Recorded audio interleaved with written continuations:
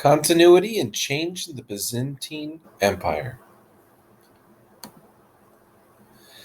A quick overview: the Byzantine Empire was the eastern continuation of the Roman Empire. There's an east and west side.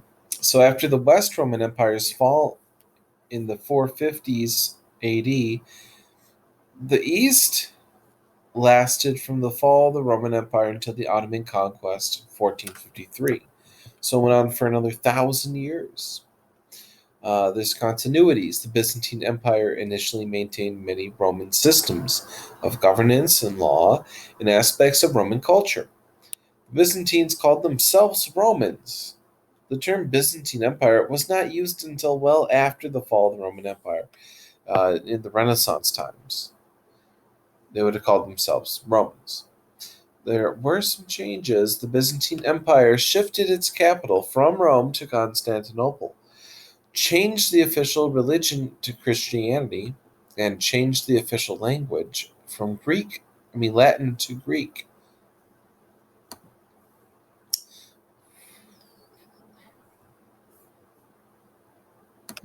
From Rome to Byzantium.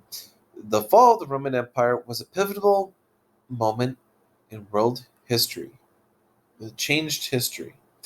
But we sometimes forget that part of the Roman Empire continued on. Even though the Western Empire was centered around Rome, which collapsed, the Eastern Empire survived as the Byzantine Empire. The Byzantine Empire lasted for 1,000 years after the fall of the Roman Empire, ending with the Ottoman conquest of 1453. While the Roman Empire's capital was Rome for most of its history, the Byzantine Empire's capital city was Constantinople, which was previously called Byzantium, and today is Istanbul. The capital, was well positioned near active trade routes connecting east and west. Constantinople was named after Emperor Constantine, the first Byzantine emperor. I'm going to discuss some continuities between the Roman Empire and the Byzantine Empire, and some changes that occurred, transforming the Eastern Roman Empire into the Byzantine Empire. The Roman Empire in the East transformed into the Byzantine Empire over time, so it's pretty hard to neatly separate the histories of the two empires. But most scholars agree that Emperor Constantine's reign was the start of the Byzantine Empire. This is around 306. Constantine, who ruled from 324 to 337, made some significant changes to the Roman Empire. Two of these changes were the new capital at Byzantium and the new Christian character of the empire. Constantine legalized Christianity and even converted himself. These changes eventually created a distinct culture which would characterize the Byzantine Empire after the fall of the Western Empire, which went away in 476. People living under the Byzantine Empire continued to see themselves as Romans, though, and continued to refer to their empire as the Roman Empire. The terms Byzantine Empire and Eastern Roman Empire were created much later. So even though the Byzantine Empire is considered to start with Constantine's moving the capital to Byzantium, it was not considered a separate empire by historians until the fall of the Western Empire in 476. Even during this overlap, the nature of the eastern and western halves of the empire began to diverge. In particular, the Greek language became more and more important in the East relative to Latin. In addition, Constantine legalized Christianity. However, this was still a period of transition. It wasn't until later, under Theodosius I, who ruled from 379 AD to 395 AD, that Christianity became the official state religion of the Roman Empire, both the East and the West. During Constantine's rule, there was a mix of Christian and pagan elements. I'm going to read a passage written by historian Timothy Gregory. There can be no doubt that from 312 AD onward, Constantine favored the Christian church and that he offered it considerable wealth. He clearly became deeply involved in the religious controversies of the age, and he favored Christians in the employ of the state. At the same time, Constantine continued to hold the office of Pontifex Maximus, the chief priest of the state religion, and pagan symbols continued to appear on his coins, at least until 323 AD.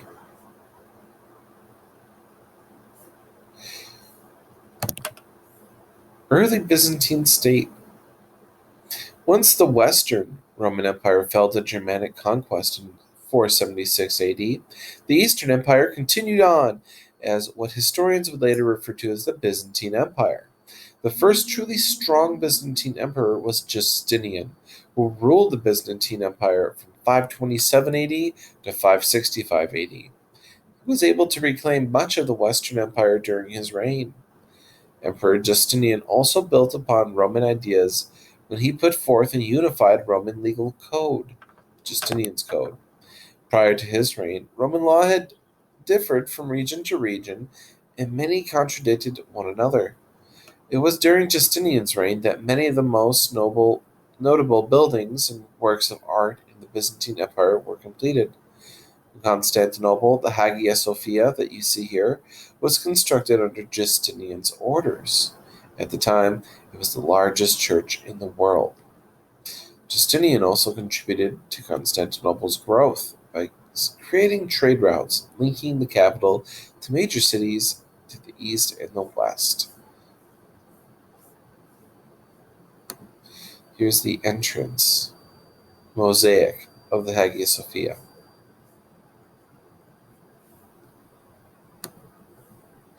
Changing empire.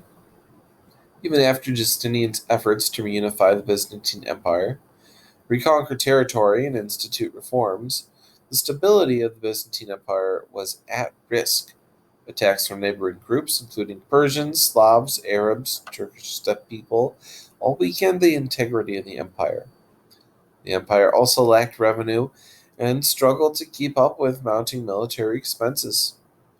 Emperor Heraclius, who ruled from 610 AD to 641 AD, responded to these threats with a new set of reforms.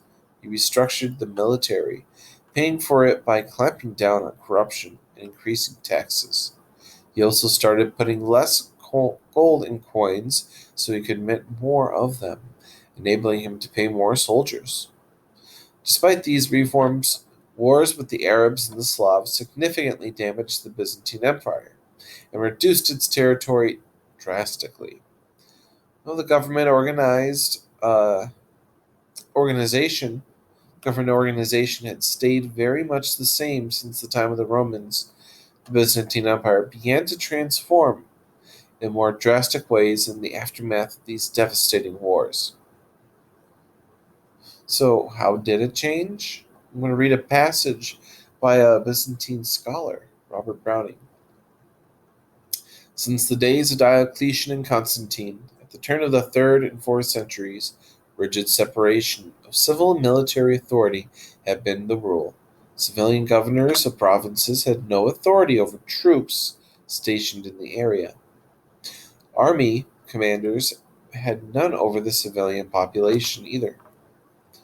It was a system designed to keep generals from dabbling in politics and staging military coups, and it worked. But it was cumbersome. It depended on the cooperation of the governing bodies of cities, which had to undertake much of the execution of government policy, and it made coordination of military and civil policy slow and difficult. Now that no region of the empire was safe from attack, something different was needed. Territories still under Byzantine control were formed into military districts under the command of a strategos, an army leader, who was responsible for all aspects of government, civil, and military. These new military districts are called themes, a word which primary connotation in that is that a division of troops. In the passage, Browning described the emergence of the theme system, these military centers instead of cities. During Heraclius' rule, the Byzantine Empire switched from provincial administration system to this new theme system, where the military leader also controlled politics. Under the theme system, land was granted to farmers who, in return, provided the empire with loyal soldiers. Each district was called a theme. The efficiency of this system allowed the empire to keep hold of Asia Minor, that's Turkey today, this whole area, this peninsula.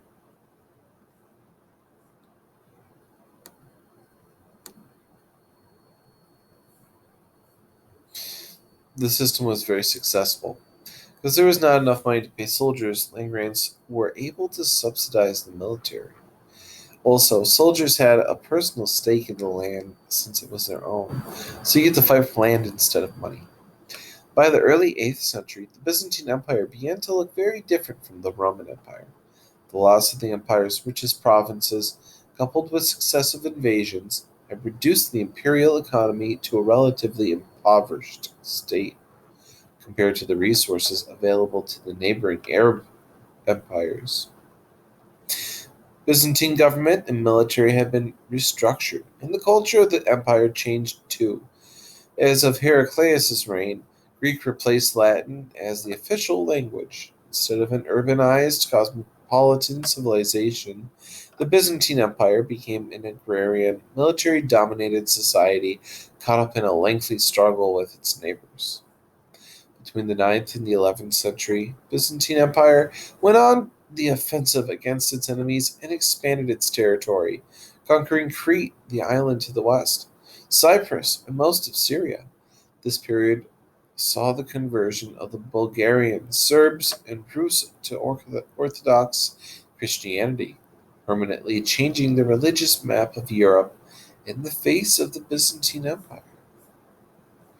Throughout this period, there was great competition among nobles for land in the themed system. Since landowners could collect taxes and control the military forces of their themes, this became independent of the emperors and acted independently on their own.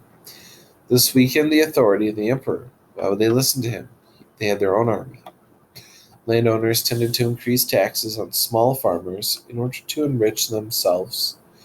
These increased taxes caused riots and further destabilized an already weakened order. Though the situation seemed bleak, the Byzantine Empire survived into the 15th century, undergoing more transformations. However, the empire incurred significant territorial loss, and by the time the Ottomans conquered the capital Constantinople, the Byzantine Empire was little more than the city itself. So you're going to be answering today multiple choice. What are some of the ways the Byzantine Empire changed between the 8th and 11th century? One was much more militaristic than the other. According to Robert Browning, how did the government administration change? Is there any separation between the military and politics? What were some of the ways the Byzantine Empire changed during Justinian's reign? Oh, he was the first strong emperor. What did he do? According to Gregory, what were some of the indications that Constantine supported the Christian church? I wonder what religion he himself followed. And what do you think? Why was Constantine a pivotal figure in Byzantine history? What did he do that outlasted the Roman Empire itself?